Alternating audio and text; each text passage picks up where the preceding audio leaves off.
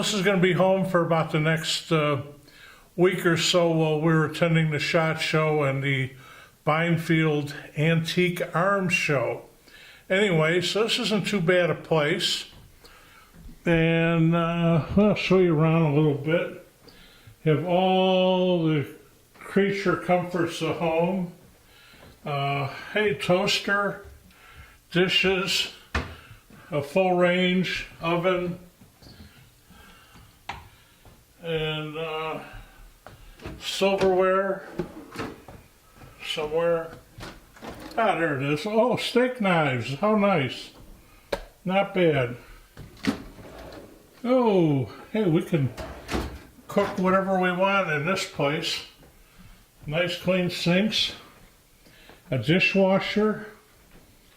Let's see what else we got. Oh, look at this. Washer and dryer. Hey, that's not too bad. This is all the creature comforts of home. And I guess if we have an errant visitor or two, we have a sleeper sofa here.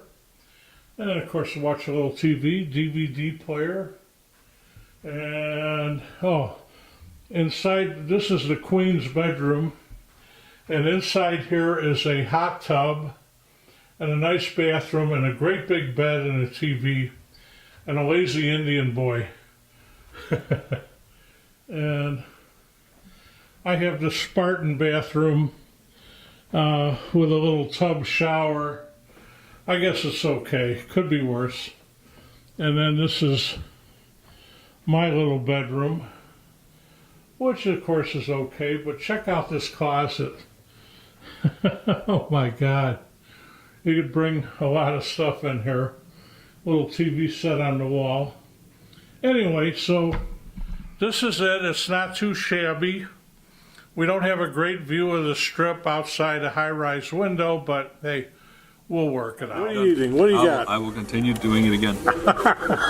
Keep doing it. Well, look what I got. I have hotcakes and sausage. But look at Mr. Singh eating what Paul potatoes. Does. What Paul does. I'm going to have to shut him off.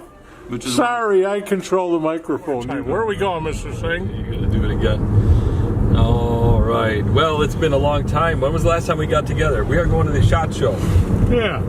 2019 SHOT Show here in Vegas. And there's a reel. How long has Penn and Teller been at the reel? Forever, right? The world is abuzz with the SHOT Show. Oh, look at this little lady. Marquis. Sitting on a beach ball.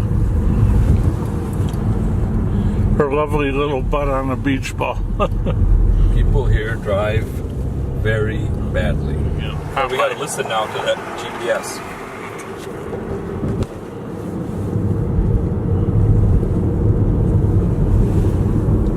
Don't say anything.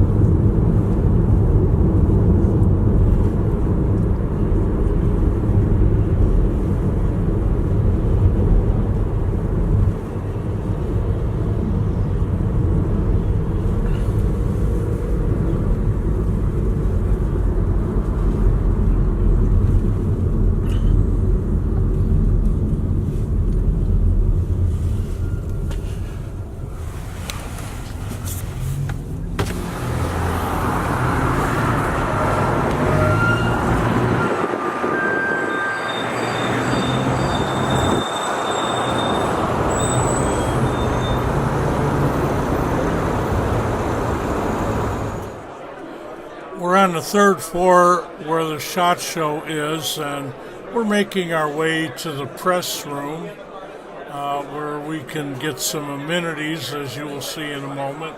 I am Managing Director of Marketing Communications for the National Shooting Sports Foundation, which is the owner of the SHOT Show.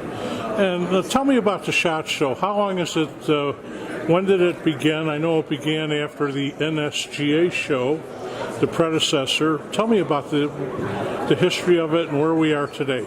Yeah, the SHOT Show began in the late 70s. First show ever was in St. Louis. This is the 41st SHOT Show. We are in Las Vegas this year, and we've been in Las Vegas for the past 10 years. How much in the future are we going to be here in Las Vegas? For the foreseeable future, every year after the show, we survey the audience, and the vast majority of people love Las Vegas. It's a convenient place to get to, it's affordable, and the city can support us here with the size of the show. There aren't many venues around the country that can support a show this size, and this is this is a town of trade shows. And some of the states would have us all in handcuffs because of their various laws. I mean, the first NSGA show I went to was in Chicago. I was a Chicago policeman back then, and you know, there were a lot of fine guns there, but the laws just changed very quickly, and then city after city that the SHOT Show would go to, they couldn't come back because of new laws. But anyway, so how many people do you anticipate will attend this year? We'll have nearly 60,000, and that's about what we've seen the last few years, these are some of the largest SHOT shows in the history of the show. Every year it gets bigger and bigger. This, square footage-wise, is the largest SHOT show ever, 692,000 net square feet. We've added a bunch of new sections. A couple of years ago, we added a new section called the Supplier Showcase, and that has all the companies that have the metals, the plastics, the springs, all the parts that the manufacturers use. So they love it because it gives them an opportunity to connect with their suppliers. Another expansion we have this year is called our pop-up preview, which will be taking place on Monday, and that's going to have 200 new companies that have never been before, primarily focused on the hunting market, so apparel, footwear. So we're always looking for new ways to get more companies in because there's a long line of guys that want to be here. Everybody wants to be here. I guess this is a Disneyland for people who like firearms. And unfortunately, what about the public? Well, this is a business-to-business show, so this is a trade show, and our attendees are the guys that own the stores, the ranges, the places where you're going to find all the new products this year. So this is where they go to learn about what's new and what they can stock their shelves with. So the public is going to have to deal with going to the dealers and hoping that they're all well stocked. Exactly. But I guess they'll see a few videos on the internet here or there. Oh, yeah. And they'll be eating their hearts out. Yeah. You look at this room, this is the press room. We have over 2,400 members of the media from around the country, you name them. All over the world, actually. All over the world, yeah. We have more than 100 companies are represented at the show. Wow. But yeah, we're in the press room, so if you want to read about it, these guys are typing away and posting. You got good internet connections, and you've got some tools that these guys can use so that they can get their stories out. Yeah. Well, Bill, I want to thank you for this interview. Is there anything I should have asked you that I didn't? Well, like we said, we're in Las Vegas, and it's a huge economic boon for the local market here. The show actually produces nearly $90 million to the local economy just from everybody being here. So with all of these guns and all of these gunslingers, we've never had anybody get shot. No, I think this is probably the safest place on earth right now. I think you're probably right. Thanks, Bill. Yeah, thank you. Well, Dave, what are you doing today? Well, I'm writing a story right now for Liberty Park Press, and then I'm going to go down and work the show a little bit, do some interviews, and do a few things for the gunmag.com, where I'm the senior editor. And Second Amendment Foundation, which owns the Gun Mag, is downstairs on the lower level. I got to go down there and check in too. So. What's going on in Washington? I see some terrible things that you're posting about what your politicians, people you elect, are what they're doing to us. Washington State has fallen behind enemy lines, and the governor out there, a Democrat, is an avowed anti-gunner. The state attorney general is an avowed anti-gunner. The Democrats have taken the majority in both houses, and they are pushing all kinds of different. Are they going to put you in a concentration camp? Not as long as I got that Model 57. Anyway, well, it's good to see you. So this is a press room, part of it, and this is where people are actually writing and then submitting their stories and getting them online, getting them to their publishers. As you can see, this show is huge. We're going to be walking miles down aisles. There is no way that we're ever going to see absolutely everything here. We're going to have to cherry pick what we want to look at so that we can get a grasp of what's new in the industry.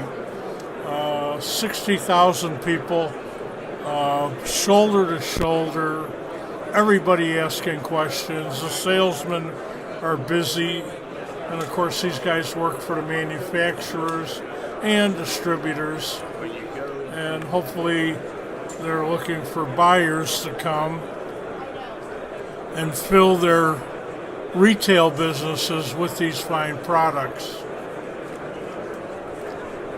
You will find absolutely everything here, from knives, optical goods, cameras, hunting supplies, fishing supplies, clothing for the outdoors. There is no shortage of exhibitors and different things that you will see.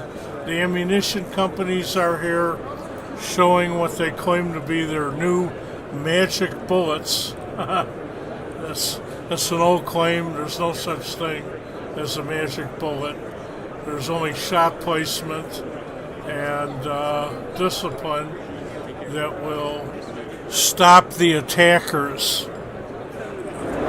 One of my favorite places to stop by at the SHOT Show is DSA Arms. Their mainstay was the reproduction, absolutely authentic reproduction of the infamous, famous Belgian FN/FAL rifles, which I consider still the finest battle rifle that was ever made. And they supply these to law enforcement agencies, certain civilians, but these are really wonderfully made, functional, terrific firearms. Here you have various models of the venerable FN/FAL battle rifle. There's the sniper versions, there's the carbine versions, the folding stock version is on the bottom level and right there. By the way, that folding stock really has recoil.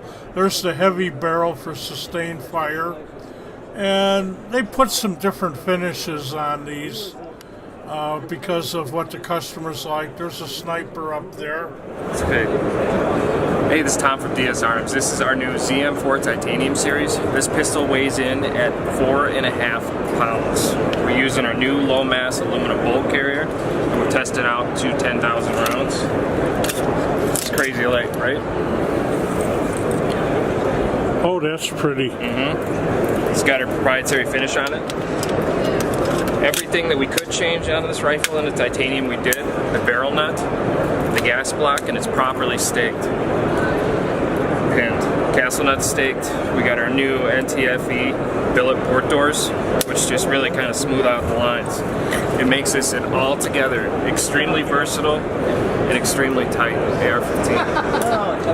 Wow. Pretty, thank you. Make no mistake, for gun aficionados, the SHOT Show is truly Disneyland. Everything is here. Absolutely everything from all over the world.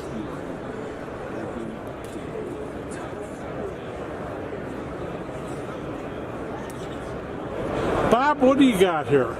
Paul, this is our dual position Phoenix. This is a revolver version, and what's unique about this holster for people who have high-end revolvers like an L-frame, Python, GP100, this is a thumb brake holster. It's lined. It's got dual tension screws on it. This stitching right here has a sewn-in sight rail that will guide the sight. And it works in two positions. These two slots allow it to work on the strong side and through here and out here allows the holster to be worn cross-draw. So like somebody that's in a vehicle a lot, he's going to rather have it at cross-draw Yeah. as opposed to if he's not in a vehicle. Exactly, and it's just, this is a top of the line because it's lined versus unlined. We have other models that have a safety strap versus a thumb brake, and a lot of people like the thumb brake feature. Yeah. So it's That's just, a smoother one-piece straw. a lot of people like it. It's more traditional as well. And this thing is going to be so kind to the finish on your gun, Yes, and that's what makes this absolutely magic. exactly. Like all of these products that I've been using my whole life. Wow. Yeah. You know, 40 I've years. been more than 40 years. 50 years, I think. I don't want to admit I'm that old, but, Me neither. but there's no better holsters in the world that I've ever found, and I'm always happy to brag about your products. And I have so many in my closet, and they're wonderful. Thank you. Hey, Bob, thank you. Let me make it as clear as I can. There is no better holster or leather products for firearms than Galco products. They're made in Phoenix, Arizona. I've gone back with this company a very long time. And if you want a good holster, or ladies, if you want a terrific purse to conceal a firearm in, they have it all at Galco Leather Products. You'll find them on the internet. This Indian boy, Raj, can really handle a tomahawk as good as any Indian, but he's progressed on to handguns, rifles, and here he's checking out some of the high-end scopes at Trichicon. Boy, do they have the light gathering capability. Those are great scopes with a little red dot to tell you where to point. One of the best things that they have in the press room for us are delightful treats.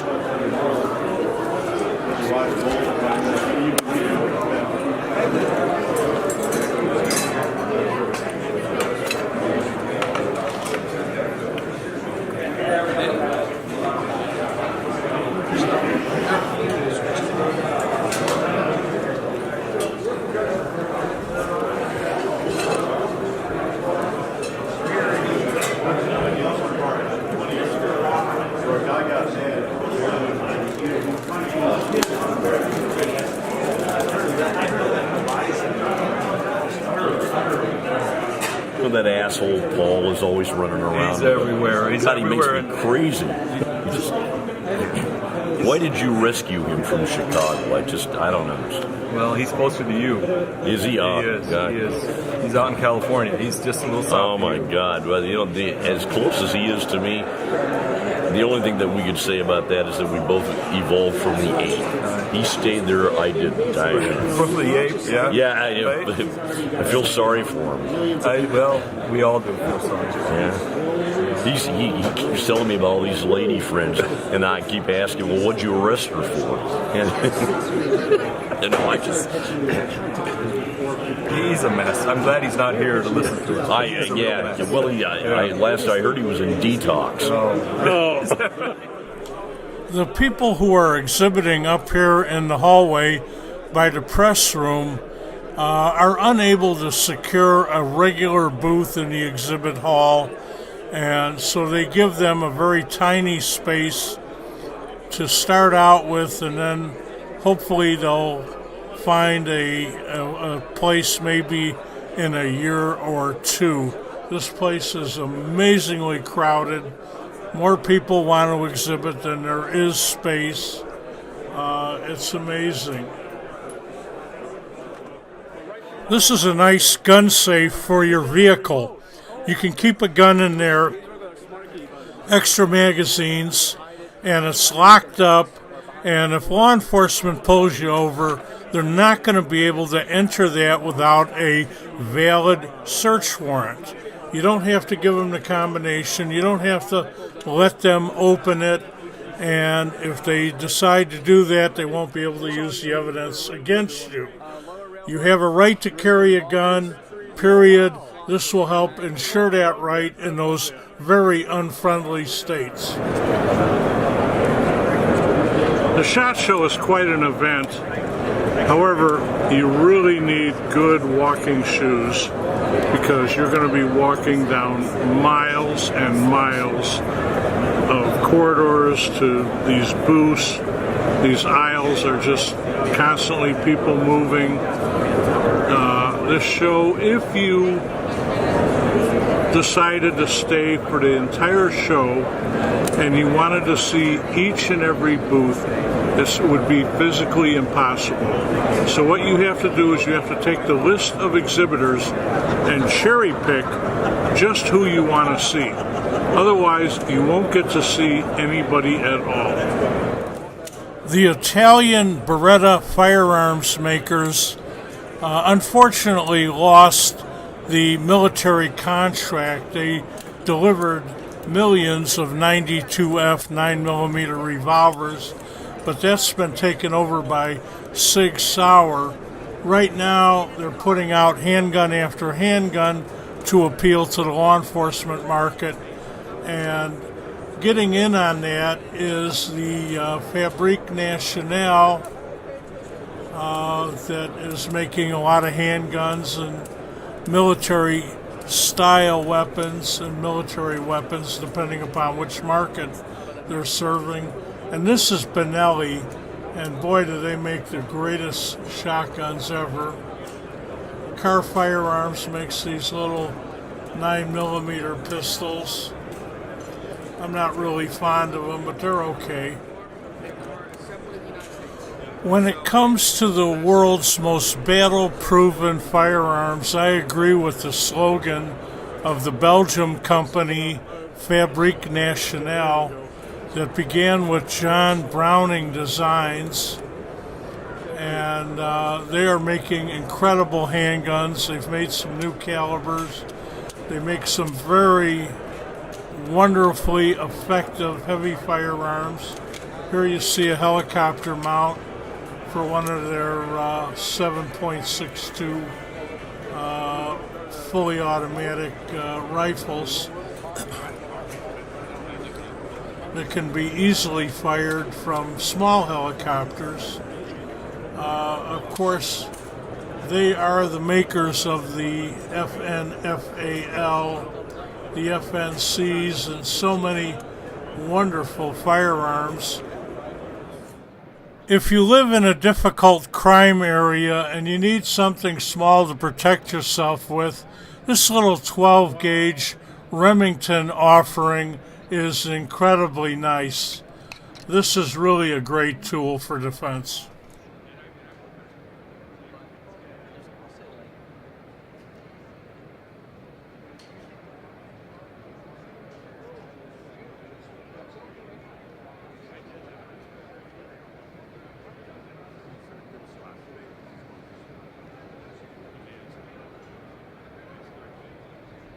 One of the more interesting firearms that I've ever owned is the Heckler Koch P7 M13. It's a hell of a beautiful pistol. However, I wanted the nickel version, which I never did. I have the blue version. But the nickel version was used by none other than arch enemy bad guy Hans Gruber from the movie Die Hard. And here it is.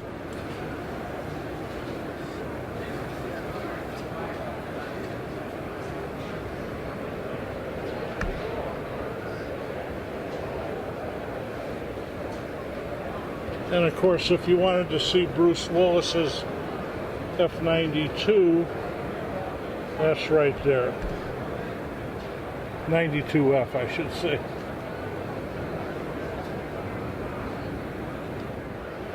Of course, here is Dirty Harry Callahan's most powerful handgun in the world, used in all of the Dirty Harry movies.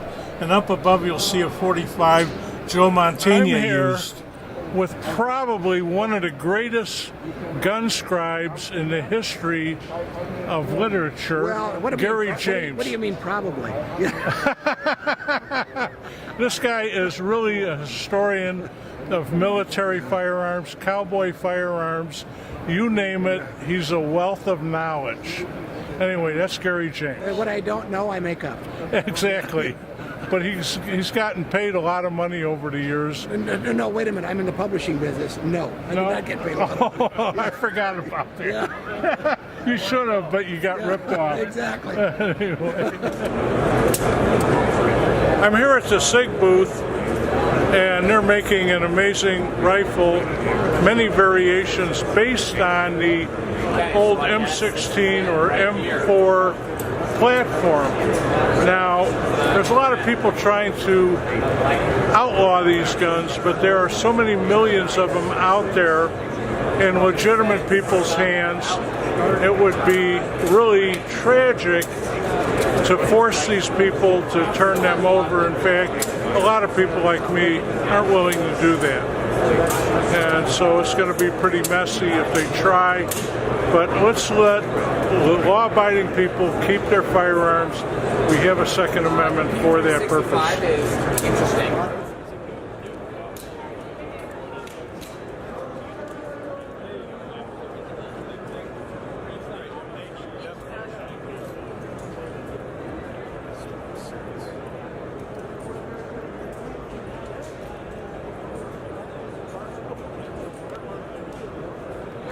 I'm here with my brand new bodyguards. Aren't they delightful? And I believe in polygamy. I'd like to marry both of them. We're already married. Spouse. Anyway, thank you, ladies. Kimber Firearms began by making variations of the venerable 1911 45 pistol. And then soon they've expanded to include revolvers and basically all handgun calibers. They've gone on to make really some nice quality rifles, but the revolvers are the newest. I don't have any experience with them yet, but I kind of like them. Of course, I would put Eagle grips on them rather than the stock grips that Kimber decided to put on their firearms.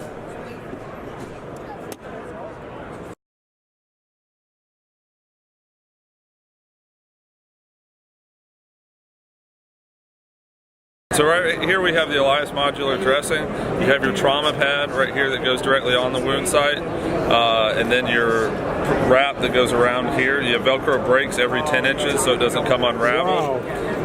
Right here is a built-in pressure cup, so when it's sitting on the wound, as you wrap, the wrap around it is going to focus the pressure down on the wound site. In addition, behind this flap, you have 3 meters of removable sterile gauze, so you can wound pack with the dressing, or you can do treat an entry and exit wound with one single dressing.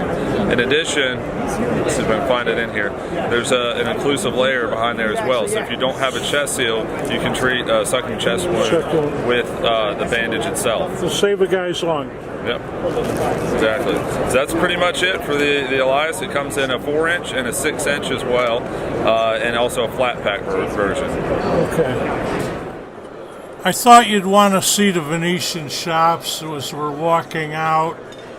We're not going to eat in this place. The wait is terrible, and the food is lousy, and it'll take forever.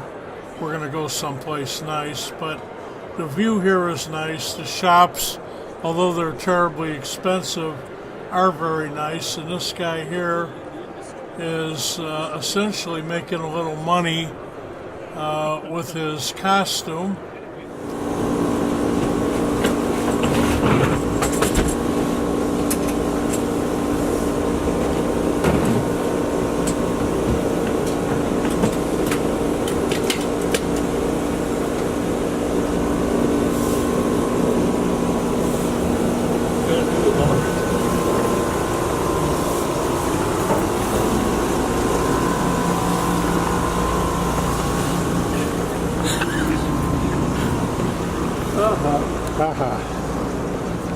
I think they're going to change the bed sheets today. That's what it looks like. We got some stuff out there they got to put away.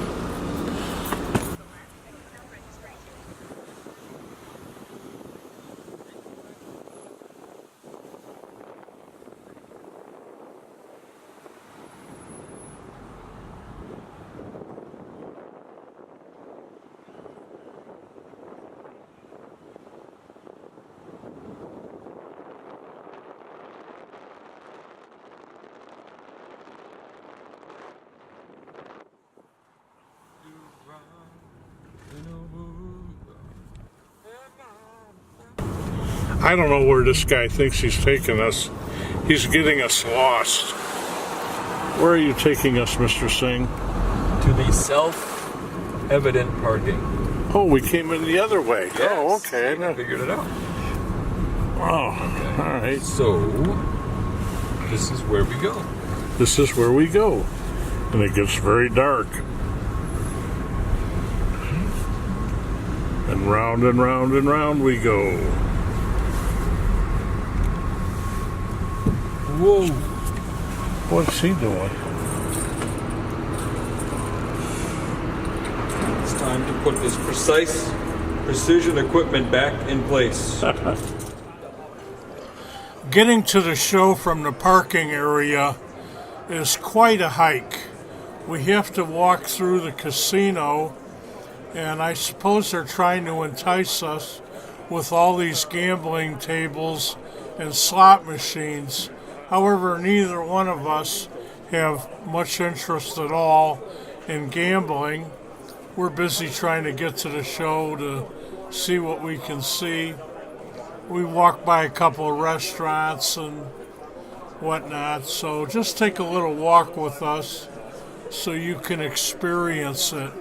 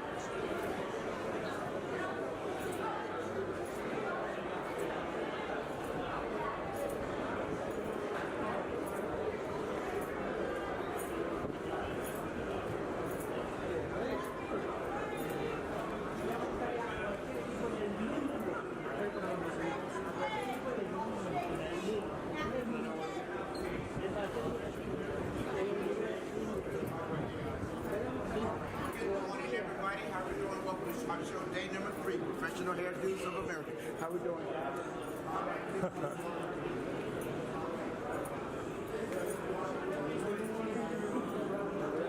Let's go up to the press room. Anyway, all right.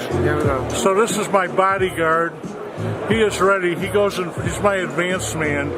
He goes in front of me wherever I go, and if anybody gets in the way, they get clobbered with this big ass stick that he's got. That's it. He's a robot too. Thank you. Good job. Well, now we're on our way to the Rio.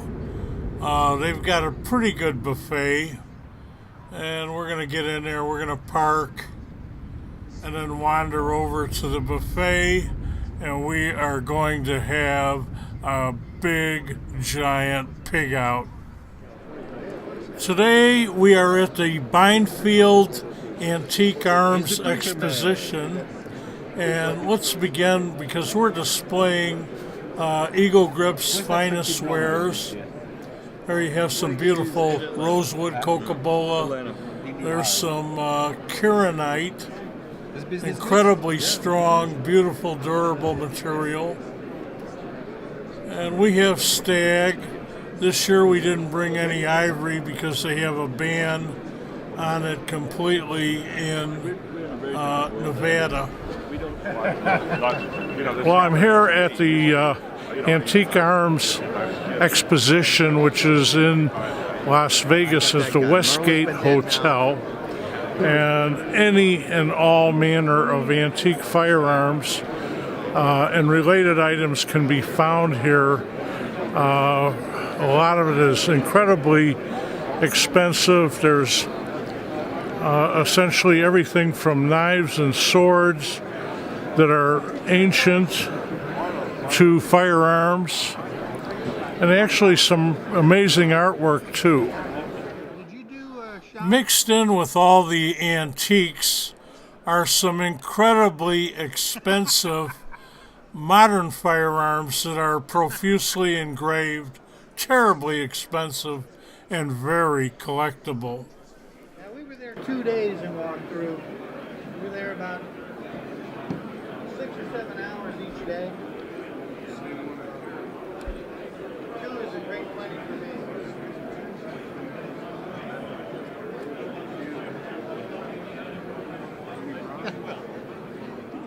Here is an antique Smith & Wesson with a factory letter of authenticity signed by the historian Roy Jenks, who's since retired. I knew him well. And now we're going to just kind of pan around so you can get a feel for this. Now this is just one room. There are several exhibition rooms at the Westgate Hotel where this was being held. And that's what you're looking at is Rock Island Auction. They handle a lot of estates, and they hold auctions and sell maybe an entire collection for $1 million or more. But you have a lot of people here that are maybe interested in selling, but you know what? They're really here to just enjoy the show, meet some friends, look around at the other stuff, and if they sell something or trade something, that's fine, and if they don't, that's still fine.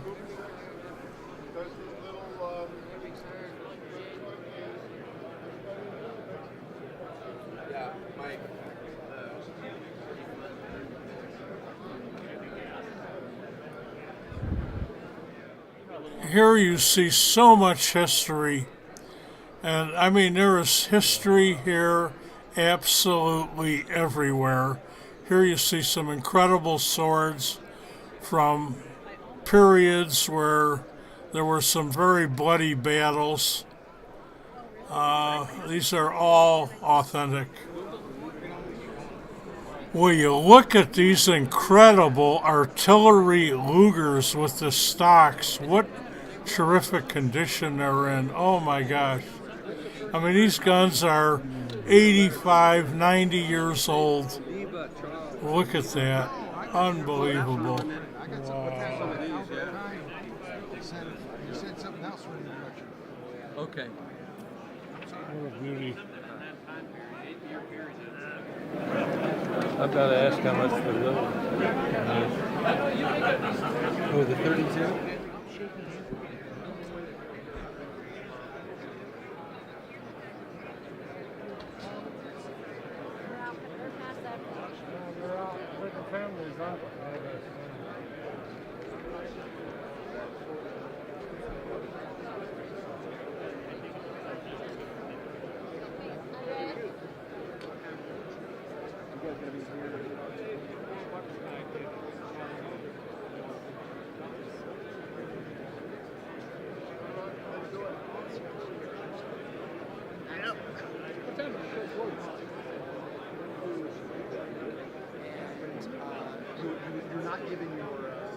You're not giving your alphabet passage to have a shot, but you just go in and you put your name in on the list. And it's called you at night. You go here.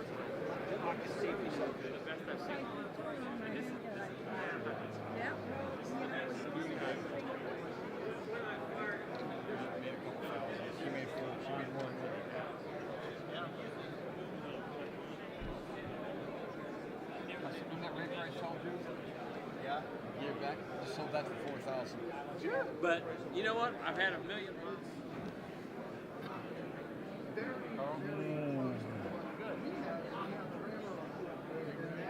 Yes, I did. Yeah, Tim had a whole sock full of those little packets.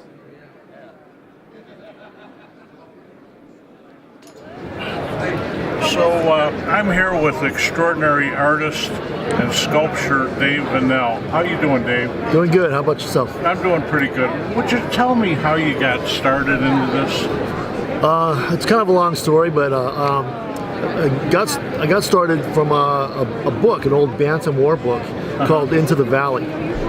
My dad gave me this book when I was about 10 years old, and I would read it here and there, and after a while I started reading it all the time, and there was images in the book drawn by Major Don Dixon, and the images were striking. They were just quick pencil sketches, but the images stuck in my head. And so years go by, and I started thinking about that book and those images. I wanted to see those images in three-dimensional. So I went out and bought some clay, and I started building the models. Self-taught, never sculpted before. I started doing that, and I called my dad and I asked him if I could get, if he knew where that book was, and he's like, "Oh, it's probably in storage." So I was like, okay. So I made a couple other sculptures from my memory on the book, and it was the first 4 sculptures that I produced. And I did most of the work at home, the molding and the casting in small sections, and finally, got to the point where I actually had a sculpture, and it wasn't 100%. And then I heard that the Marine Corps was getting ready to open their museum. So I sent off my information and pictures, because I had no idea. Where's that museum at? In Quantico, Virginia. Okay. So I had no idea what I was doing. The whole art world is completely new for me. And when I sent these photos off, I had no idea what was going to happen, and I didn't hear anything back for at least 3 months. So I figured, oh well, they hated them, and so I'm just, maybe this isn't the route that I need to go. And then I get an email out of the blue saying, "We loved your sculptures. We want them. We had our uniform experts look at them. Everything is correct. When can you bring them?" And I'm like, wow. So that was a shock for me, and we're like, yes, we'd love to do that. So we arranged to do a little ceremony at the museum, and this was before it was open. So we went to the museum, and General Christmas was there, and some of the other top museum officials and docents and all. And we did a ceremony. It was great. We got a tour, a private tour of the museum before. There's still plastic sheets hanging. Yeah. So that was great. It was just a wonderful experience. So after that, I was like, wow, okay, this is awesome. So I created. I had a couple more made, and then by this time I found a foundry to do some of the work for me. And I'm still new to the art business, so I went to a town in Wickenburg, Arizona. They had an art show. It's called, I can't remember what it's called. I think it's but that's beside the point. Anyway, I went to the show, and most of the art shows, they have you enter into a contest, one of your pieces, and I did that, and won first place there. And I was like, wow, that's awesome. But the most dramatic thing was the veterans that would come by and see the work, and the emotions that were drawn from the metal. And for me, that's my biggest thing. It evoked tears and emotion. And from a piece of metal, that means that was, to me, I'm on the right track. Vindication of the whole thing. Right. Yeah, it was telling me. As a child, did you get interested in drawing or doing any kind of artwork? Avid model maker. I always drew, little toy stuff, but I was avid model maker. So, you kind of always had an interest in creating something. Yeah. I was in arts, in high school and all that, but really never did anything with it. Just always became, kind of the guy would always sketch up little things here and there. So your shop is in Arizona, and where's that at? Well, what I'm currently doing, I have a shop in my garage at home in Mesa. In Mesa, you're still doing it in your garage? Yeah.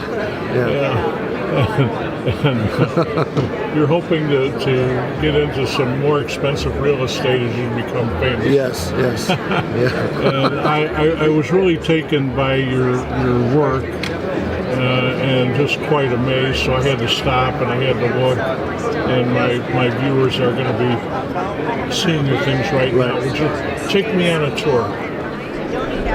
Oh, this is the very first piece that I sculpted based on that book I was mentioning, Into the Valley. Mm-hmm.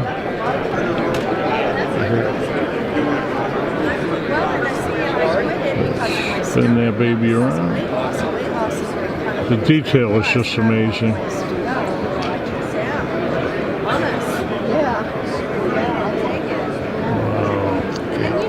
Oh, I never finished the story.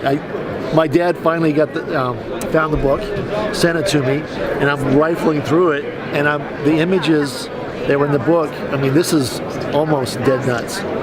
Almost. I mean, it's right on the money. And then this is I'll show you the second one that I started that's from the book also. It's this one right here. And this is the old breed. Yeah, he's got a BAR on his shoulder. Yeah. And there's a little distressed helmet down there. It's a Japanese helmet, yeah. Yeah.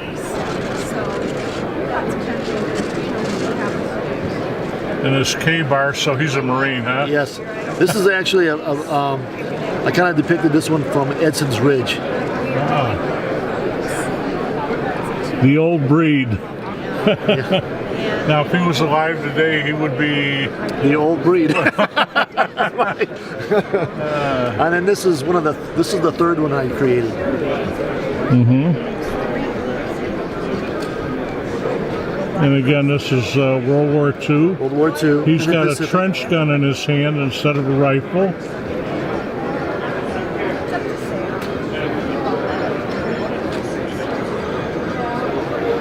And he's preserving our freedom in a big way.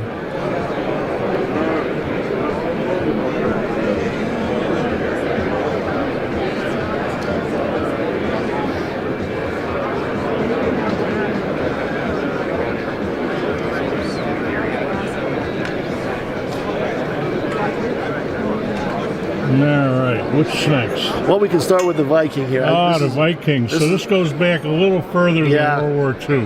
Well, this is a part of my heritage, and it was just a fun piece to start because it was a challenge to do the chainmail and just really do something more of an authentic, accurate version of Vikings without the horns and all this. This is what really this would actually be a very wealthy Jarl or something similar to that, but I wanted to create it as accurate as I possibly could. And it's a typical Viking shield, and a Viking sword, and a Viking helmet, and his little wool, keep himself warm with wolf cloaks. Now, that's real fur, that's not fake fur, right? Yeah, that's... And he's got a bloody axe, oh my God. So somebody had a really bad day when they ran into him. Oh wow! So one of my what really led me to this is my love of history, my love of art. So for me, it was a natural thing to put them together. Yeah. Oh sure. Oh, I mean, this is absolutely historical. This is amazing. Okay, what's the next one? This is Move Out. This was a commissioned piece from a gentleman out of Scottsdale. His father was a lieutenant on the island of Peleliu. And this is one of just depicting him as a young man leading his troops. He's got a .30 caliber carbine. I can't tell if it's an M1 or an M2. M1, no bayonet lug. Oh, okay. Well, M2 for it was yeah, I think that's an M2. Yeah, M2 was automatic. Yeah. Well, good morning there, and how are you? Yeah, theoretically you shouldn't need a bayonet if you got a fully automatic. And he looks like he's really engaged in some tough stuff. Yeah. Yeah. All right. And this is a Vietnam piece. Okay, this is my war, the one I escaped by the grace of God going to Germany. So we have two weapons here. One is the original M16 with the smooth upper handguard, and below you see that he's got an M79 grenade launcher, which fires little either gas or fragmentation grenades. And you can see that they're engaged in some serious activity here.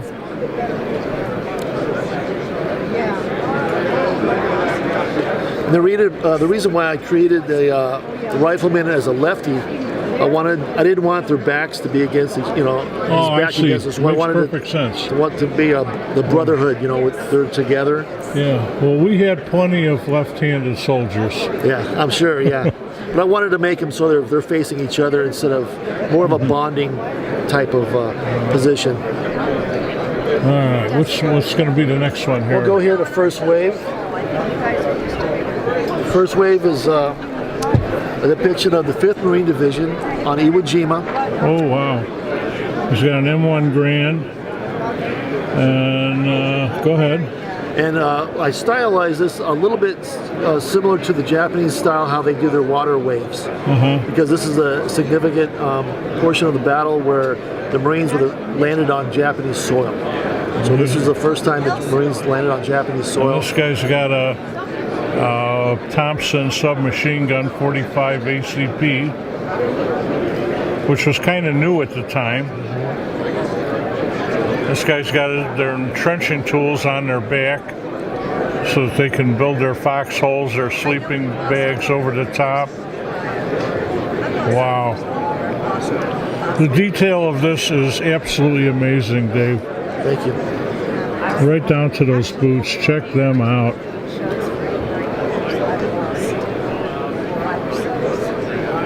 Wow. Okay. Which one do we go to next? What we have here next is this is a Paratrooper Pathfinder on D-Day, 82nd Airborne.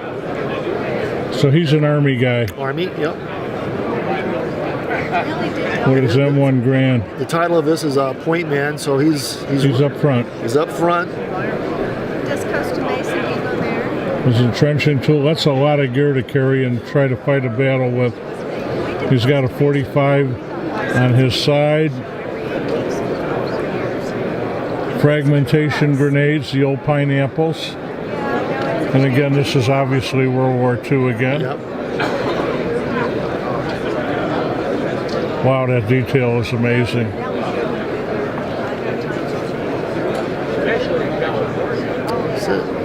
All right, what's going to be the next one? Next one here is Overwatch. This is modern day.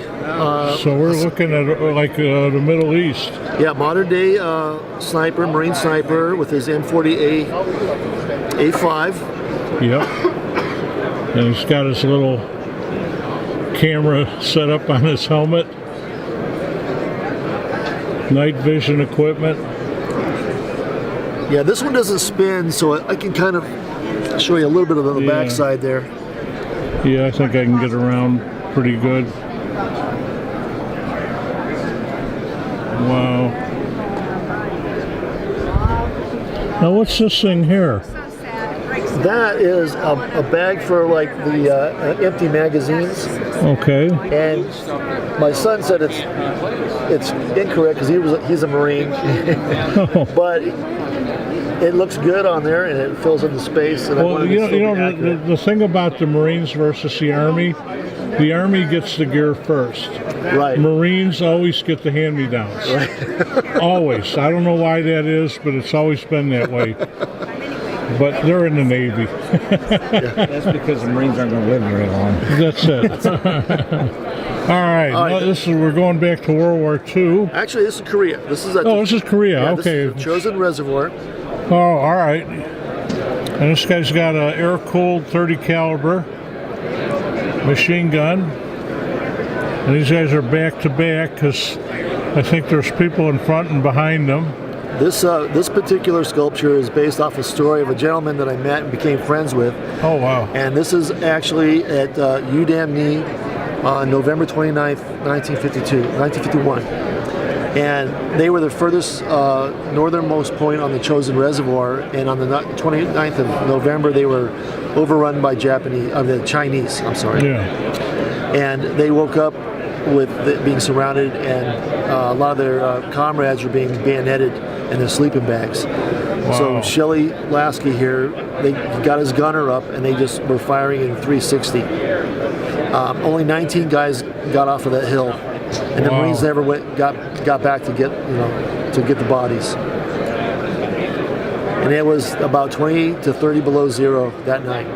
Wow.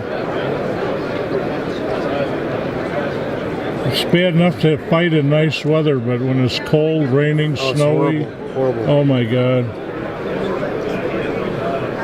All right, which one's next? Last but not least is my Greek. Okay. And this guy's impressive. Check that spear out. It looks pretty sharp. Oh, I could cut my finger on that. This is one of the first pieces I've done too. It's the Greek period. It transcends all military, throughout the ages. It seemed to be a classic pose and a classic. It's just a classic sculpture to do. Oh, it's amazing. Oh. So he's got a sword and a spear. Yep. He's got the shield. Check out his sandals. He's got the converse crest, which will signify he's more of a captain. And what do we have on the shield? Is there any significance to that? He's a citizen soldier, so basically wanted to create the octopus because his patron god would be like Poseidon. Absolutely amazing. Check that helmet out. He's got long hair, obviously, I can see.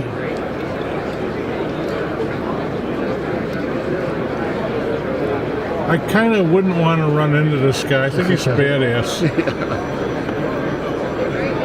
Wow.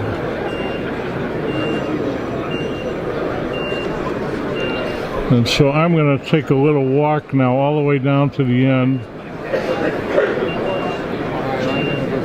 One of the reasons why I'm really wanting to keep the truck back here in the back is so that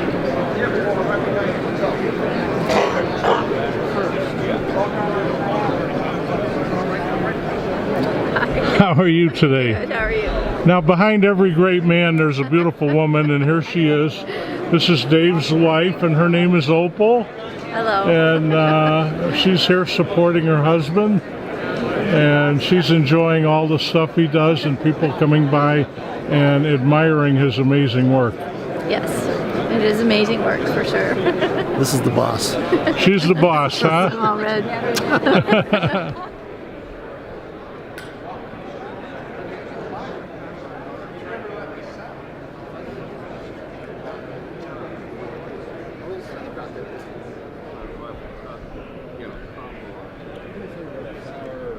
Everybody's got their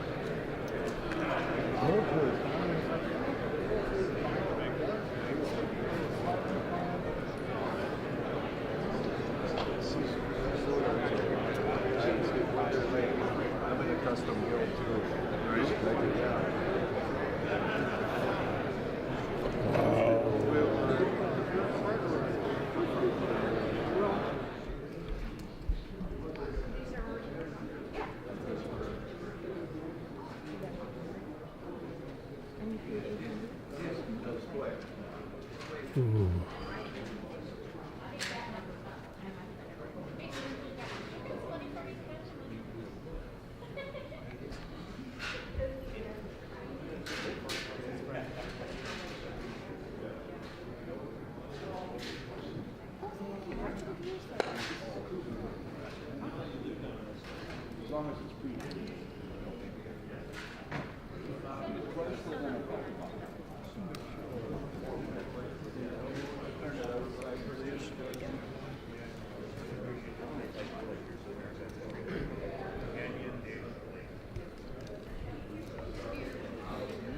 Take this off. How do you take this off? Pepper box. Anyone. This is a very early. No, this is an Allen. This is one of their first ones. This is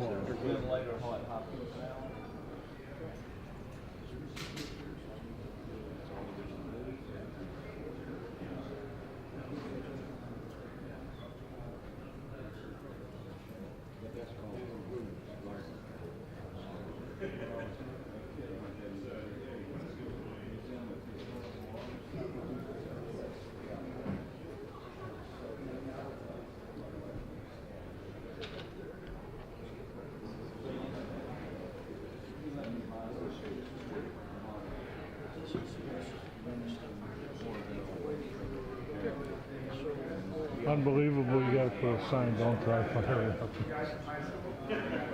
Whoever dry fires a weapon should be free. Yeah, we had it happen a couple times already. Oh my God.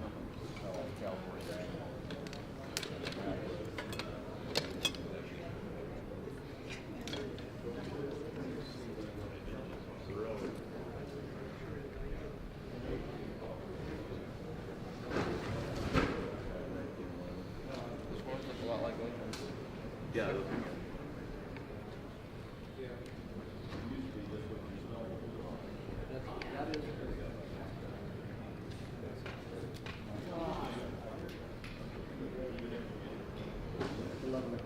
Yeah.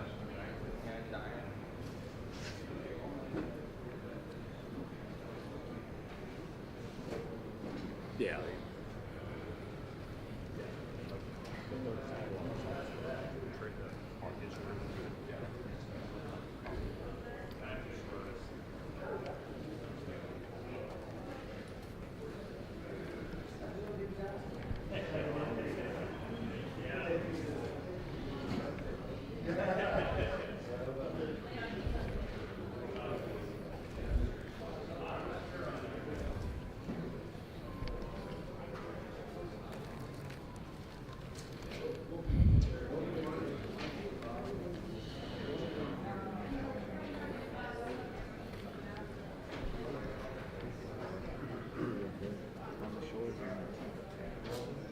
During the race.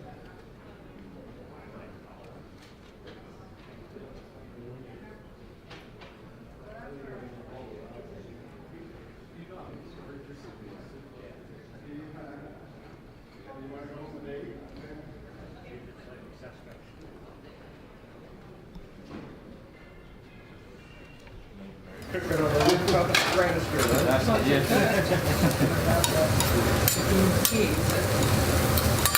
Yeah, let me build this up. If you decide to take a picture, we're ready for Facebook.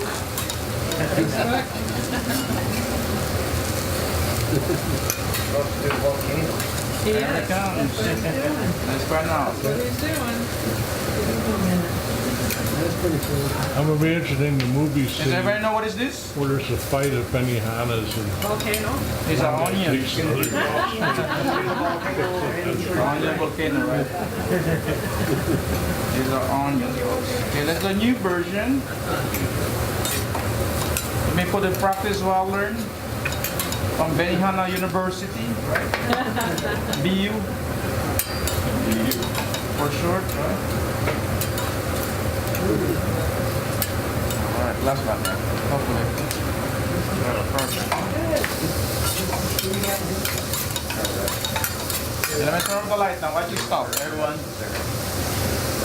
Let me get my lighter. Good. And gasoline.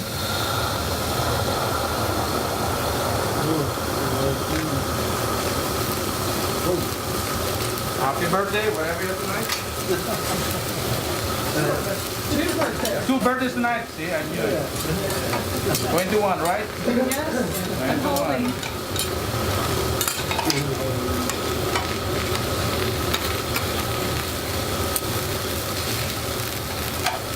Two more bigger. There you go. Don't get nervous. Second day on the job. Yeah. But I have experience.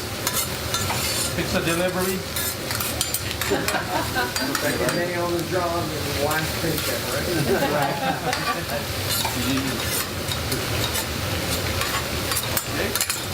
That's it. And we have light effect from CES convention. Electronic, right? Electronic. If you decide to see it again, please come back tomorrow. Okay, folks? If you don't see me, I'm out. But I'm hoping to see you.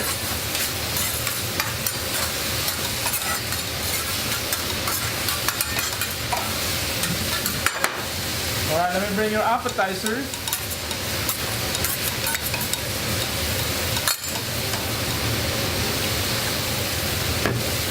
So we have fresh shrimp, straight from freezer.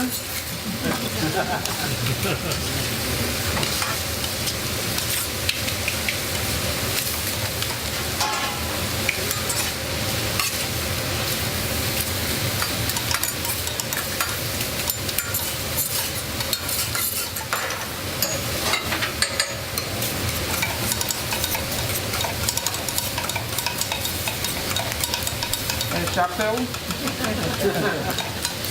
Finding Nemo.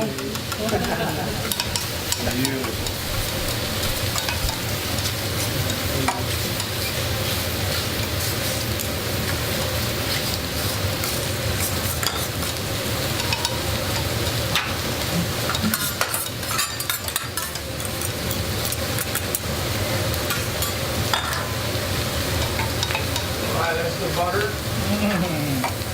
See a butterfly? There you go.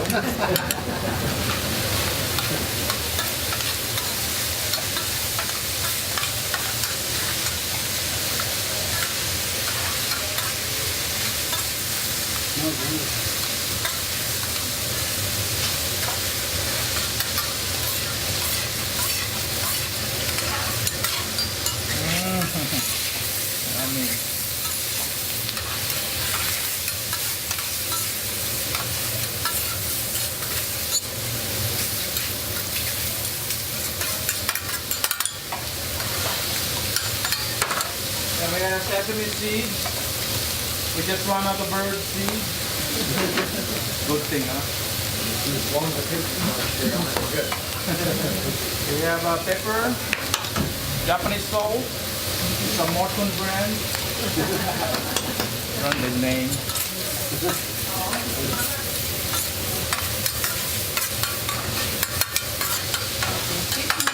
All right, you may.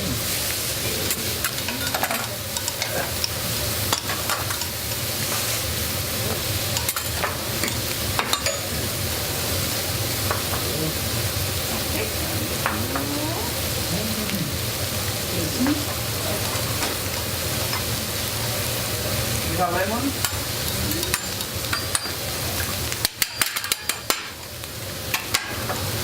All right. Unbelievable. Second day. Very good. Thank you. Thank you.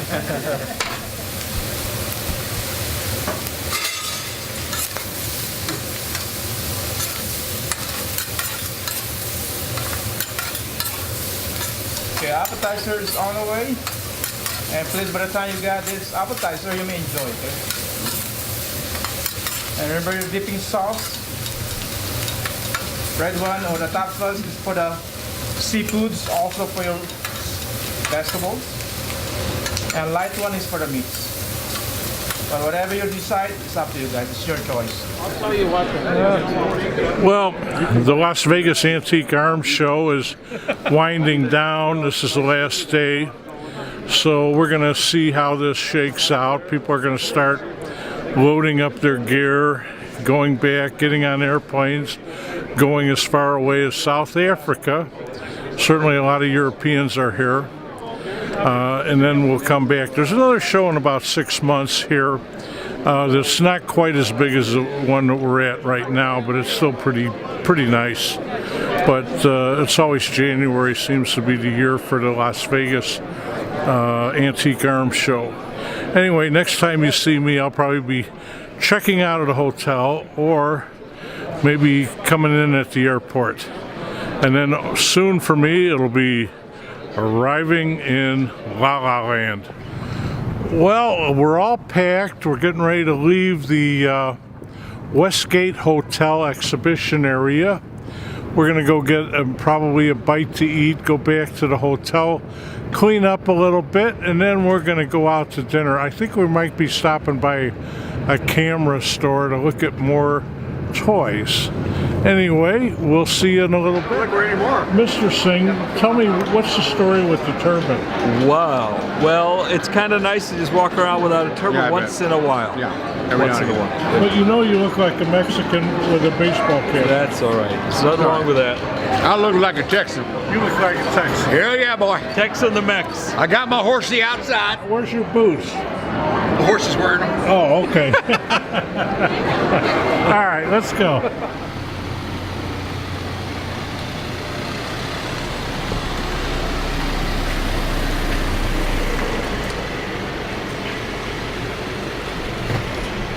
That good? Well, after 8 days, we've arrived back at the ranch. Raj was nice enough to rent a Mustang convertible for us. Much too cool for both of us. But we're back and we're home, safe.